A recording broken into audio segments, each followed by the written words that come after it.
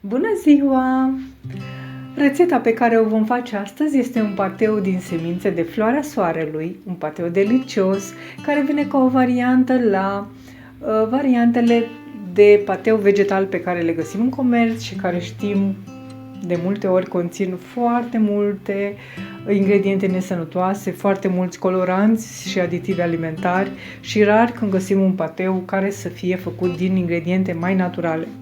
Pentru această rețetă eu am folosit 250 de grame semințe de floarea soarelui hidratate, 6-7 măsline mari nesărate, o lingură pastă de tomate, o linguriță boia de ardei dulce, o lingură pudră de usturoi sau 2-3 căței de usturoi proaspăt, o lingură ceapă uscată sau o jumătate de ceapă crudă, o linguriță de busuioc, o linguriță de coriandru sau alte condimente la alegere, lapte vegetal de soia sau apă, aproximativ 150 de ml și sare după gust.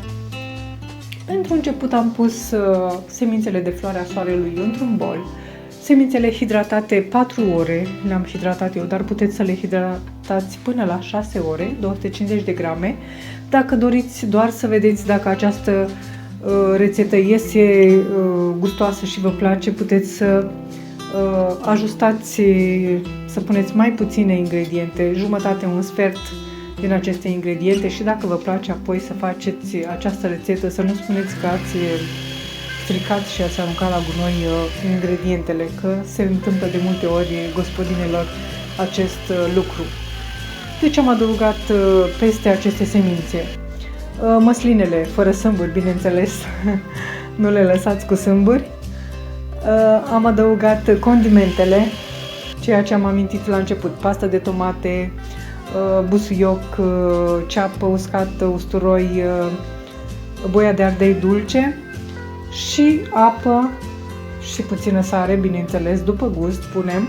Dacă măslinele sunt sărate, adăugăm sare mai puțin sau deloc și vedem la sfârșit cum este. Și lapte de soia am pus eu, dar puteți pune apă și punem până la ajunge acest pateu la consistența dorită de dumneavoastră. Al meu așa arată pateul, deci este mai grosuț. Punem acest pateu, îl servim pe felii de pâine integrală, intermediară, cu roșii, mie îmi plac foarte mult roșiile, nici o masă fără roșii.